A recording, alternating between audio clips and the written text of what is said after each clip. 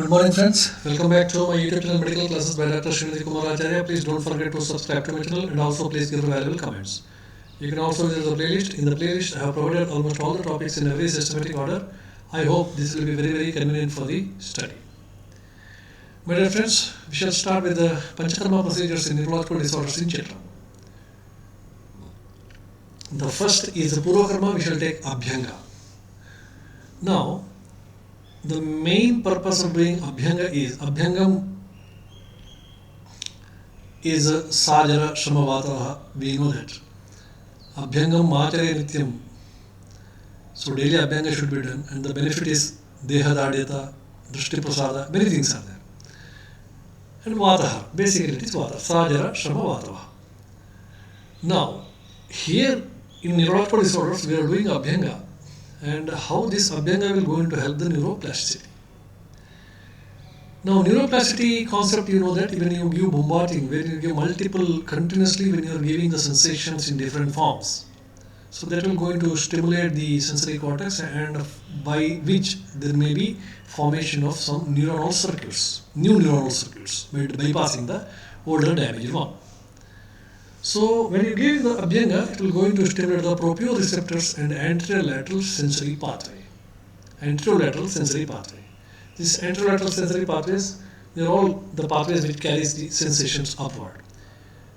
Tract of cuneatus and tract of gracilis, then proprioceptor pathway, anterolateral sensory pathway. These are all the different pathways which carries various sensations, proprioceptive sensations, and there is other crude and crude sensations to the cortex, sensory cortex. So continuous stimulation will lead to the stimulation of the sensory cortex. So various sensations like heat, pressure, vibration, pain, touch sensations will be there during Abhyanga. Abhyanga is simply not malishing or what you say, doing massage.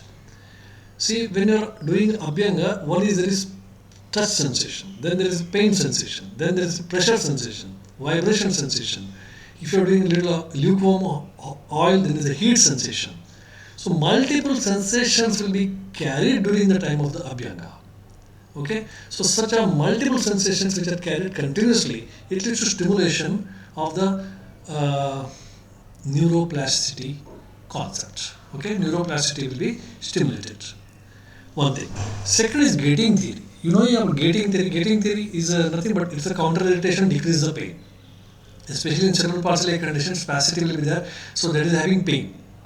Now, Abhyanga and other Bahya procedures, when we are providing multiple stimulations like pressure, touch, temperature, and other proprioceptors which decrease the intensity of the pain, you can ask how it is possible. Okay, so because release of some neurotransmitter at the spinal cord pain gate area, please go and refer pain gate area, and so this particular release of neurotransmitters, they inhibit the pain transmission. The reason is just like a counter irritation.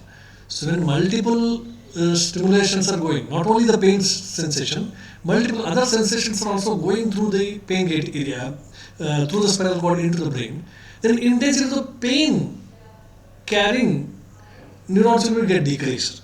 This is the concept of counter irritation. Okay, so neurotransmitters like morphine, encephalin, endorphins, etc., which reduce the pain, are released during the time of Abhyanga. Okay, so pain is modified by the CNS due to emotional components. More anxious the pain feeling is more, we know that. But if you show some concern, love, compassion, etc., it naturally decreases the pain, because pain is always having some emotional components. So talking to the patient while doing the Abhyanga is one of the best methods to reduce the pain. Okay, love, compassion that you are showing towards the patient when you are doing Abhyanga, etc. So that also significantly decreases the pain. So Abhyanga given gently along with the soothing words can initiate these pain releasing chemical substances like encephalin, endorphins, etc., and it may decrease the pain. And now the question comes for the Bahya, what are all the medications that we can select? Thailas which are having Vatashamaka property with special effects on the nervous system should be selected. We have got some of the Thailas like Kshiramala Thaila, Chandrabala Lakshadi Thaila, Dhanvantara Thaila, Prasarini Thaila, Sahacharadi Thaila, Lashunadi Thaila, Ashwagandha Thaila, or Ashwagandha Bala Lakshadi Taila, Mahavishagarbha Taila, etc. So these are some common Nirgundi Taila sometimes. Okay, so these are some of the commonly used drugs.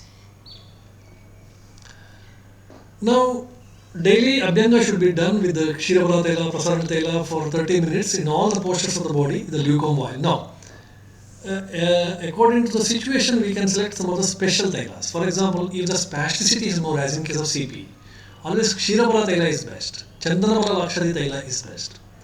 Whereas if the contractures are more, then Sahacharadi Taila is best. Because Sahachara is mentioned in Ashtanga Sangha, that is very good for Sankocha, etc.